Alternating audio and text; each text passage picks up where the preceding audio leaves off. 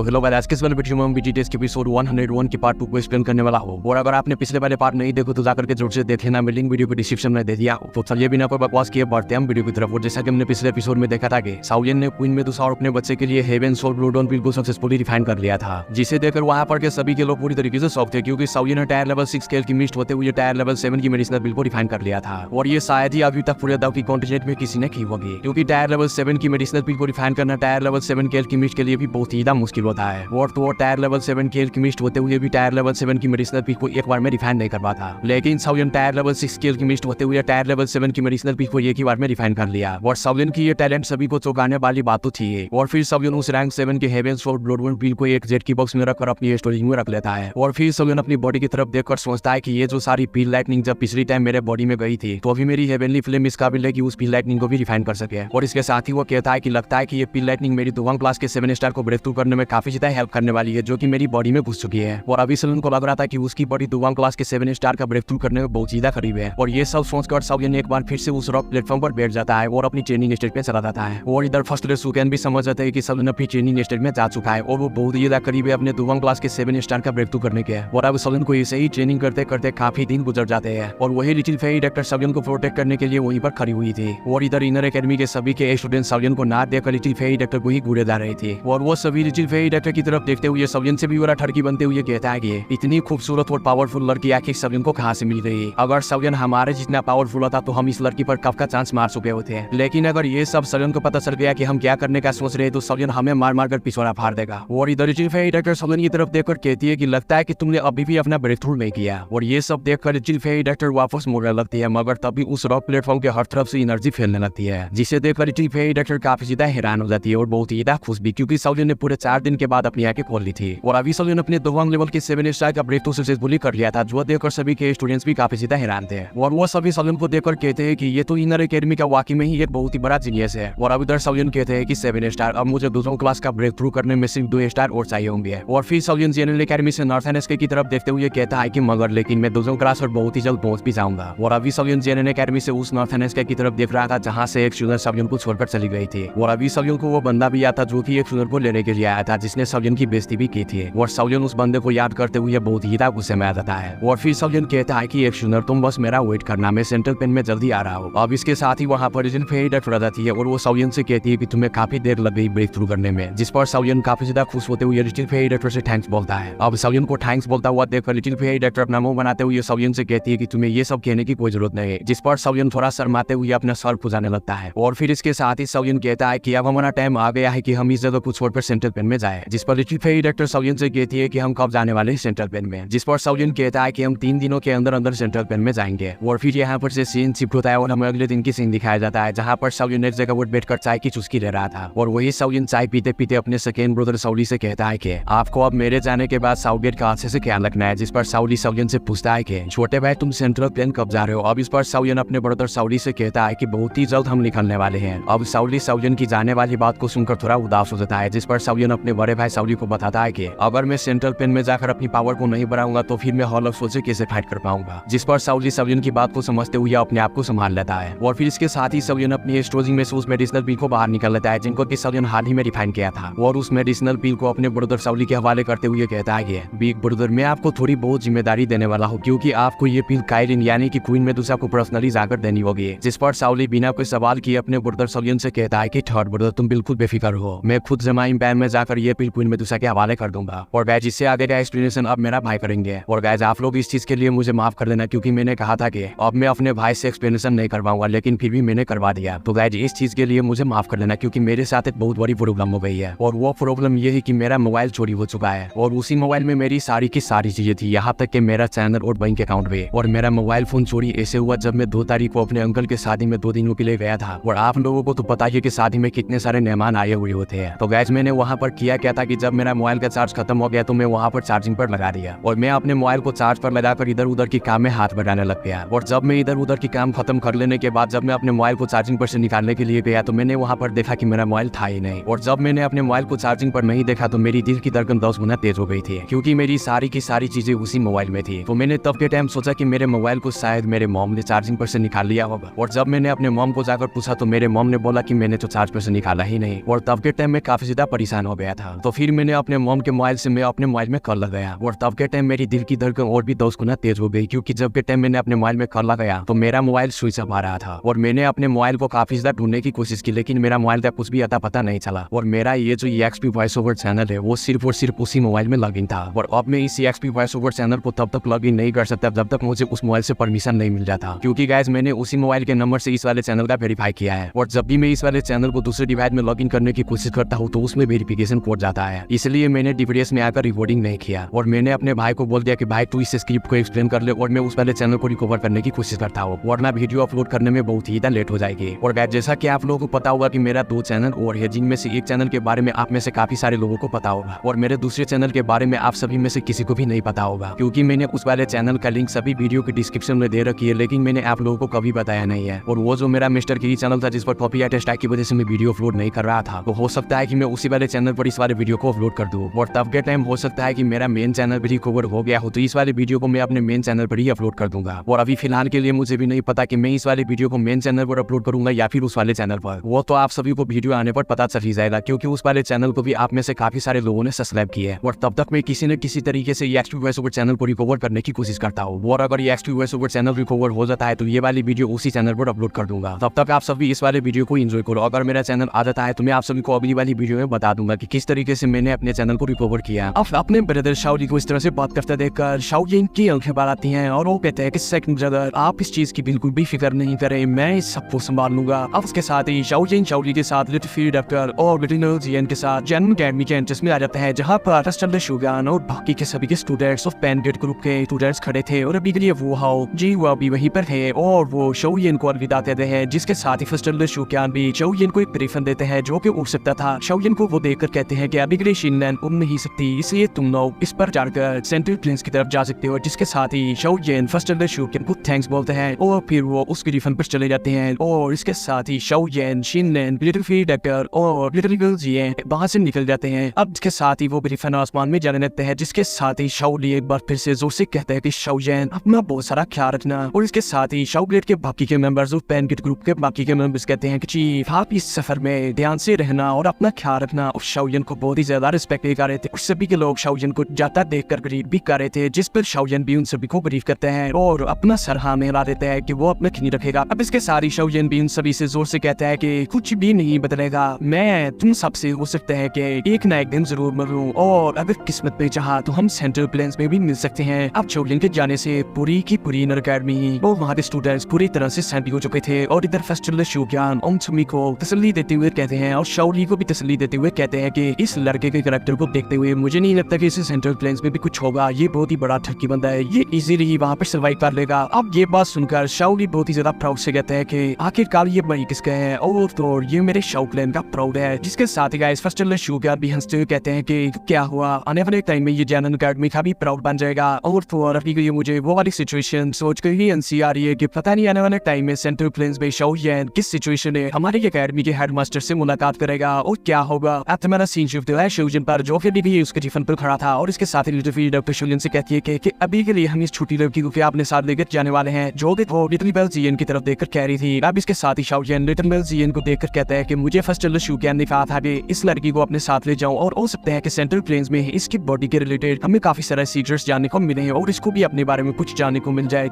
Shaolin और little bell doctor की secret conversation को सुनकर लिटिल बेल जियन बड़े गुस्से में कहती है कि तुम लोग क्या समझते हो, मैं एक 2 क्लास के एक्सपर्ट हूँ और मैं अपना ख्याल खुद रख सकती हूँ, तुम्हें क्या लगता है कि तुम मुझे अपने साथ ले जाओगे और मैं तुम लोग बर्डन बन जाऊंगी, ऐसा कभी भी नहीं होगा। अब लिटिल बेल डॉक्टर और शाओलिन बहुत ही ज्यादा हैरान थे क्योंकि ये वो बातें एक दूसरे के कान में खा रहे थे और लिटिल बेल जियन ने ये सारी बातें फिर भी सुननी थी। अब के साथ ही शाओलिन लिटिल बेल जियन के सर पर हाथ फेरते हुए शिनलैन से कहता है कि शिनलैन अभी के लिए तुम्हें हमें अच्छा रूट देना होगा ताकि हम इजीली सेंट्रल प्लेन्स में पहुंच जाए। जिस पर शिनलैन कहती है अगर हम सेंट्रल प्लेन्स में सही सलामत जाना चाहते हैं तो हमें पहले एक सिटी है जिसका नाम है होरिजन सिटी, वहां पर जाना होगा और वहां पर है एक वर्म होल जो कि हमें सेंट्रल प्लेन्स में सीधा ले जाएगा। जिसके साथ ही शाओलिन जिसने के वर्म होल का पहली बार नाम सुना था वो बहुत ही हैरान होता है, वो कहता है ये क्या चीज है। जिस पर शिनलैन शाओलिन को बताती है कि वर्म होल ये एक ऐसी चीज है जो कि सेंट्रल प्लेन्स में बनाएगी और इन वर्म होल्स को 2 जोन लेवल के एक्सपर्ट्स अपनी स्पेशल स्ट्रेंथ का यूज करके बनाते हैं और 2 डिफरेंट लोकेशंस को आपस में मिलाते हैं। मिसाल के तौर पर इंडियन अकेडमी से सेंट्रल प्लेन्स का बहुत ज्यादा फासला है, अगर अलाइड 2 जोन लेवल का एक्सपर्ट इंडियन अकेडमी में हो और दूसरी तरफ एक अलाइड 2 जोन लेवल का एक्सपर्ट सेंट्रल प्लेन्स में हो तो वो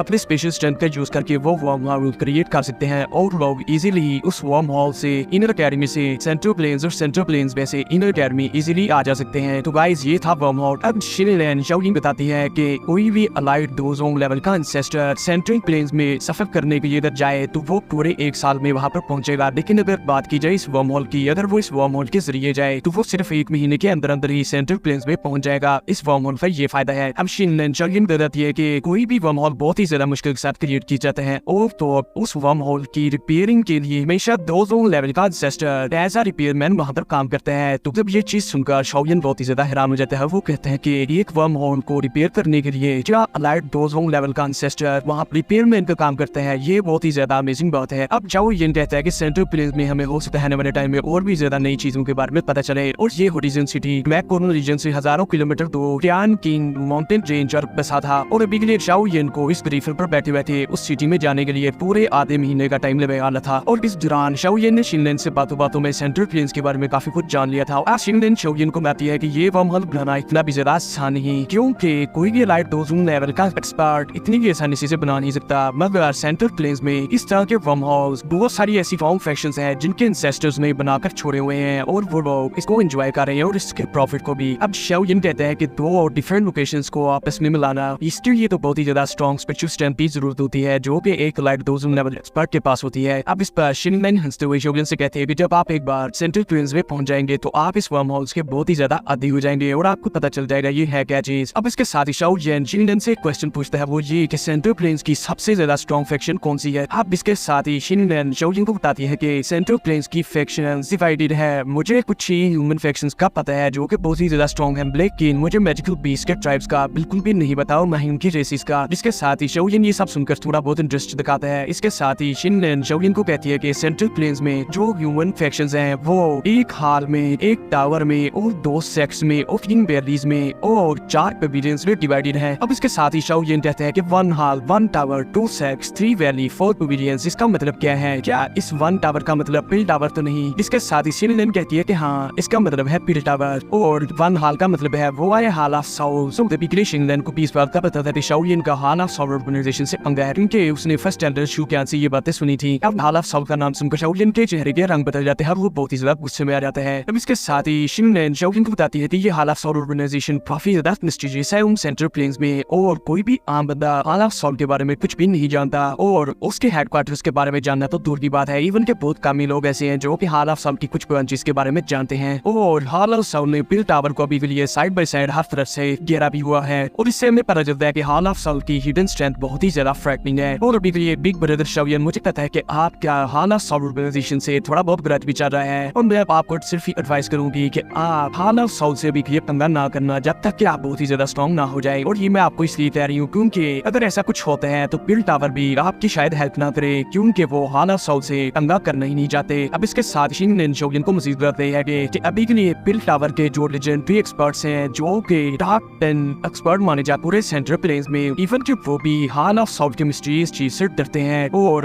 रूमर्स के मुताबिक कहा जाता है कि पिल टावर के इन 3 ग्रेट हेड्स का टकरा एक बार हाल ऑफ सोल्स के एक्सपर्ट्स के साथ हुआ था और उसका रिजल्ट क्या निकला इसका किसी को भी नहीं पता चला। अब शाओ येन ये सब सुनकर थोड़ा बहुत शांत हो जाता है, लेकिन अभी ये दिल में सोच रहा था कि हाल ऑफ सोल्स ऑर्गेनाइजेशन, तुमने सेंट्रल प्लेन्स में चाहे जितनी मर्जी लंबी जड़ें पकड़ ली हो, मैं बस इन सबको ट्रेस करके इन सबको जड़ से ही उखाड़ फेंकूंगा। तो इसके साथ ही वो शिनलैंड से कहते हैं कि अभी के लिए उन 2 सेक्ट्स, 3 वैलीज और 4 पेविलियंस का मतलब क्या है, जिस पर शिनलैंड बताती है कि 2 सेक्ट्स का मतलब है एक तो प्रोफाउंड स्काई सेक्ट और दूसरा फ्लावर सेक्ट। ये दोनों के सेक्ट्स भी सेंट्रल प्लेन्स में बहुत ही ज्यादा स्ट्रेंथ रखते हैं, लेकिन ये दोनों के सेक्ट्स हाल ऑफ सोल या पिल टावर की तरह स्ट्रॉन्ग तो नहीं, मगर इनको अंडर एस्टिमेट नहीं किया जा सकता। अब इसके साथ ही शिनलैंड बताती है कि 3 वैलीज का मतलब ice river valley, sound valley और बर्निंग फ्लेम वैली है। इसके साथ ही शाओ येन कहते हैं कि बर्निंग फ्लेम वैली, क्योंकि शाओ येन को पता था कि इस बर्निंग फ्लेम वैली में एक हेवनली फ्लेम है और तो जो स्काई फायर 3 मिस्टीरियस चेंज वो यूज करते हैं वो इस बर्निंग फ्लेम वैली की सीक्रेट तकनीक है। और फिर शाओ येन अपने दिल में कहता है कि अगर मुझे अपॉर्चुनिटी मिली तो मैं इस बर्निंग फ्लेम वैली में लाजमी जाऊंगा और बाकी के स्काई फायर 3 मिस्टीरियस चेंजेस की बाकी के 2 चेंजेस इनको भी मैं हासिल करने की पूरी कोशिश करूंगा, क्योंकि इससे मेरी स्ट्रेंथ बहुत ही ज्यादा बढ़ जाएगी। क्योंकि जबकि शाओ येन की स्ट्रेंथ सिर्फ 2 क्लास पर है और स्काई फायर 3 मिस्टीरियस चेंज की सिर्फ फर्स्ट चेंज को यूज करने से ही शाओ येन 2 क्लास के एंसेस्टर्स को हरा देता है। लेकिन अगर शाओ येन को स्काई फायर 3 मिस्टीरियस चेंजेस की बाकी के दो चेंजेस की टेक्निक मिल गई तो शाओ येन इसका यूज करके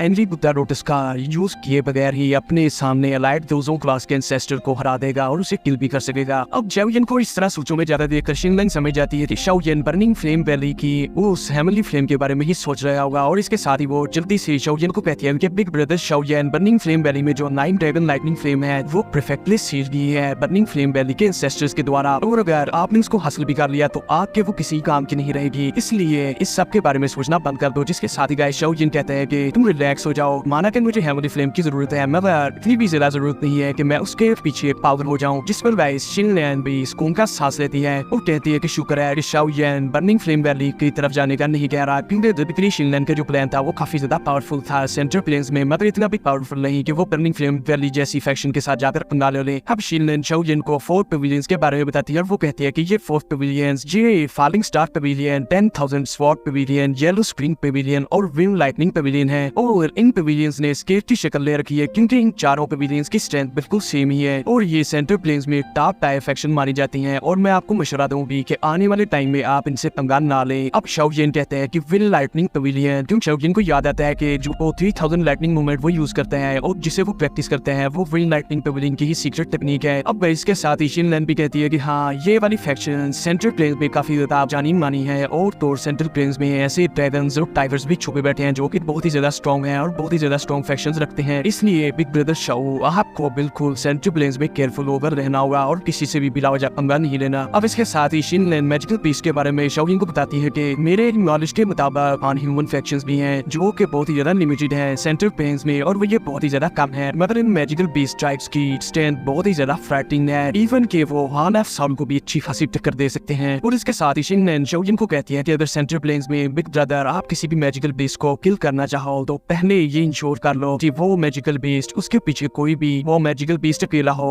और उसका कोई भी टाइप ना हो तो आप उसे किल कर देना, लेकिन अगर उसका कोई टाइप हो और आप उसे लाजमी किल करना चाहते हैं तो फिर किसी को पता लगे बगैर आप उसे किल कर देना, वरना अगर किसी को पता चल गया तो फिर उसका पूरा ट्राइब भी आपको मारने के लिए वहाँ पर आ जाएगा। अब ये चीज सुनकर शाओ येन अपने माथे से पसीना साफ करने लग जाता है और वो कहता है कि ये सेंट्रल प्लेन्स ये ज्यादा ही मिस्टीरियस है, क्योंकि किसी मैजिकल बीस्ट को किल करने से पहले मैं कहां से जाकर उसके बैकग्राउंड के बारे में पता करता रहूंगा। अब ये चीज सुनकर शिनलैंग हंसते हुए शाओ येन से कहती है कि मैं ये नहीं कह रही कि आप किसी भी मैजिकल बीस्ट को मारने से पहले उसका बैकग्राउंड पता करो, मैं ये कह रही हूँ कि आप उन मैजिकल बीस्ट को मारने से पहले सोचना जो कि ह्यूमंस की तरह बात कर सकते हो और उनकी तरह इंटेलिजेंस रखते हो, उनके पीछे कोई ना कोई मैजिकल बीस्ट का ट्राइब होता है और तो और अभी के मैजिकल बीस्ट के ट्राइब्स भी काफी भागों में बटे हुए हैं, कुछ स्ट्रॉन्ग हैं और कुछ बहुत ही ज्यादा वीक, और आपको कुछ भी नहीं होगा जब तक आप कोई भी काम सीक्रेटली करेंगे और किसी को भी पता नहीं लगने देंगे। अब शिनलैंग की ये बात को सुनकर शाओ येन एक सूखा सांस लेता है और अभी शाओ येन को सेंट्रल प्लेन जैसी ही जगह चाहिए थी जहाँ पर बहुत सारे टाइगर्स और ड्रैगन्स छुपे हो और बहुत सारे स्ट्रॉन्ग फिक्शन हो और शाओ येन को एक्सपीरियंस करने के लिए बहुत सारी लाइफ और डेथ बेटर मिले हैं। और अभी के लिए शाओ येन ये सारी चीजें सोचकर बहुत ही ज्यादा एक्साइटेड हो चुका था, लेकिन तभी शिनलैंग एक तरफ इशारा करके कहती है कि Tan King mountain range big brother Shao Yen हम यहाँ पर पहुंच गए हैं। और इसके साथ ही ये एपिसोड यहीं पर खत्म हो जाता है और गाइस आज के लिए कुछ भी स्पेशल एंडिंग नहीं, क्योंकि मैं काफी ज्यादा डिप्रेशन मोबाइल होने की वजह से, और मैं उम्मीद करता हूँ कि ये वाली वीडियो मेन चैनल पर ही अपलोड हो, क्योंकि अब मैं ऐसा करने जा रहा हूँ जिससे मेरे मेन चैनल डेफिनेटली वापस आ जाएंगे और वो कैसे मैं आपको अगली वाली वीडियो में बता दूंगा, क्या पता वो वाली ट्रिक काम ना करे या फिर कर भी दे। और इसका नेक्स्ट एपिसोड भी जल्दी आ जाएंगे, तब तक के लिए बाय बाय, फ्रेश खाओ पियो और मस्त रहो।